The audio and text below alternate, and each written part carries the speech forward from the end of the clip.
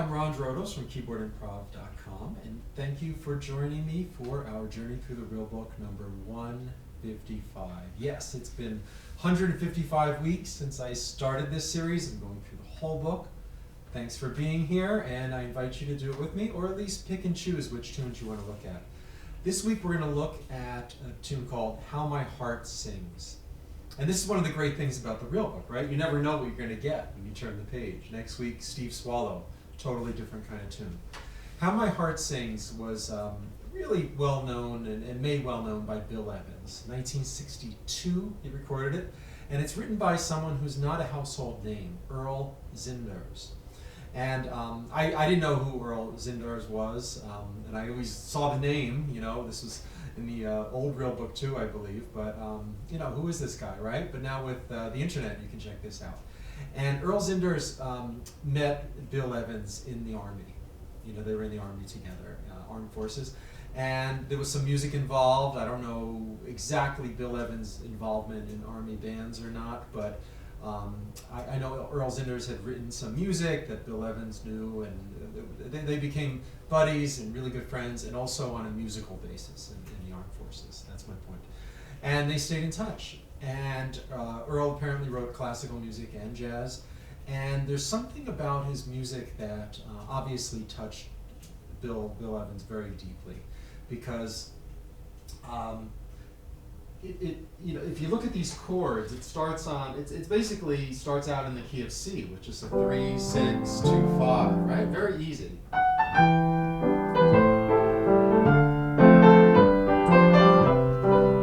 You know, and it sounds like something that would have influenced Bill Evans, like a Waltz for Debby, or a Peri's Scope.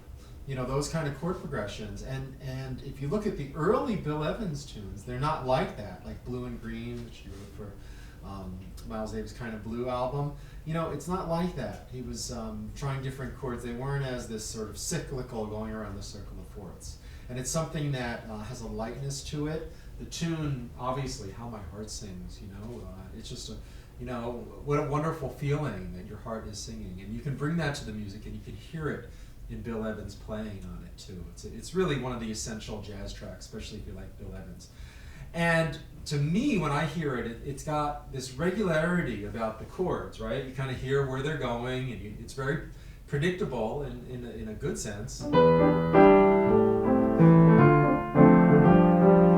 know, these kind of chords. But what Bill would do over the top is do what he would call rhythmic displacement. And he would take the same kind of phrase and then start it in different parts of the measure. Like, see? 1, 2, 1, 2, 3. But he started on the second beat and then the first.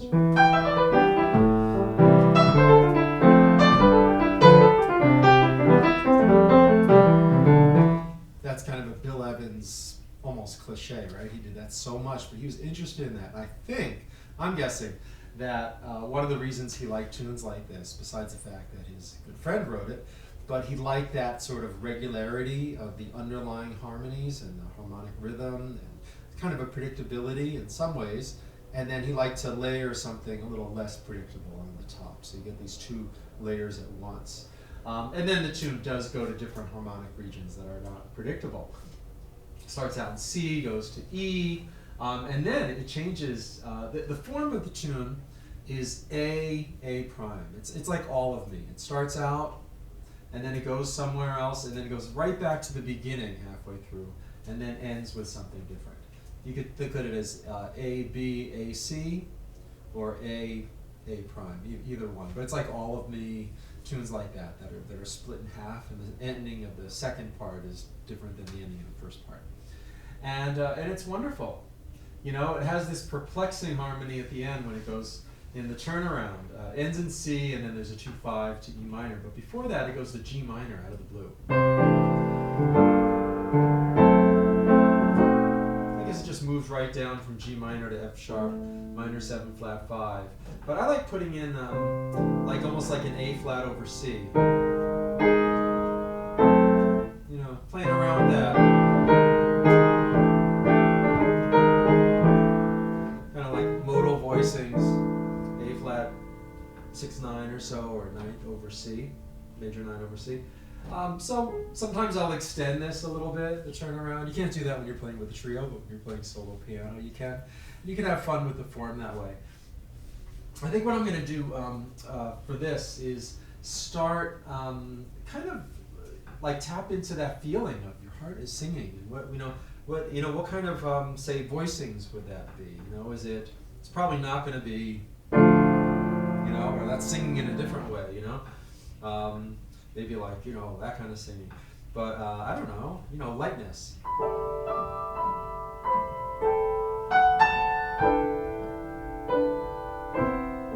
Sort of play around with some feelings and light kind of chord voicings, and then see where it takes me when I want to, at some point I'll go into the tune itself, or, I don't know, I'm going to start with this motif, but I might develop it like...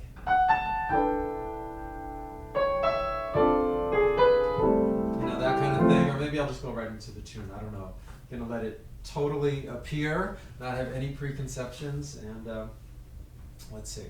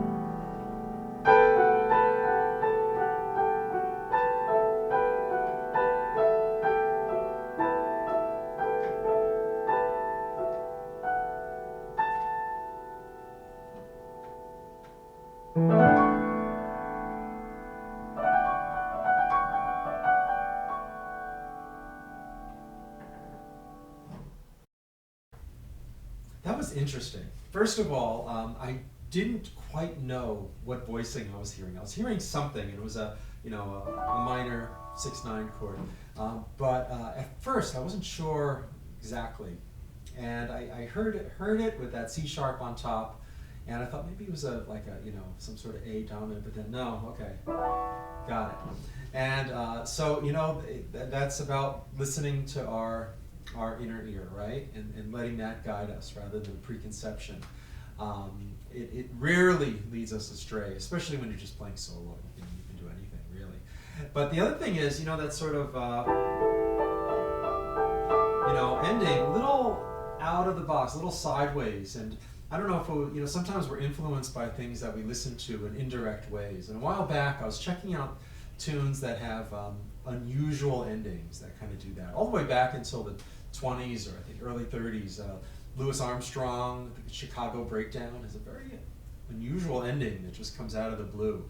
And then in some rock songs like Baba O'Reilly by The Who, it kind of goes into that violin, almost like a European folk dance type thing, or the Beatles with Strawberry Fields Forever, where it goes into that avant-garde kind of classical music over the rock beat underneath. And you can bring it into jazz too, Occasionally, Charlie Parker would just sort of quote, folk song, had nothing to do with the rest of the tune. And in this case, it kind of went back, I think, into that dreamy kind of, okay, just thinking about, an emotion implied by the title, How My Heart Sings. So those are a couple of things you can try on a tune like this. And you'll hear it. There was some, inner voice motion, sometimes going into a little classical type texture, imitating flutes or whatever. I guess the lesson here for both of us is to just keep exploring, keep trying different things, and keep learning new tunes, because you can grow by getting to know the context of the tune, a little bit about Earl Zindars, get to know him a little bit through his music, right? We can't talk to him, but we can get to know him through his music, and that's a wonderful thing. He must have been a very special person, good friends with Bill Evans, another special person. So thanks for being here. Good luck with whatever you're working on. Let me know if you're interested in Skype lessons. I'd love to help you out any way I can. Or my video course, Keyboard Improv. I'm putting everything I know into the video course. There's hundreds of lessons, and it's a labor of love for me. And as this is, so thanks for being here. Good luck with your playing. See you next week with Steve Swallow, Hello, Bolinas.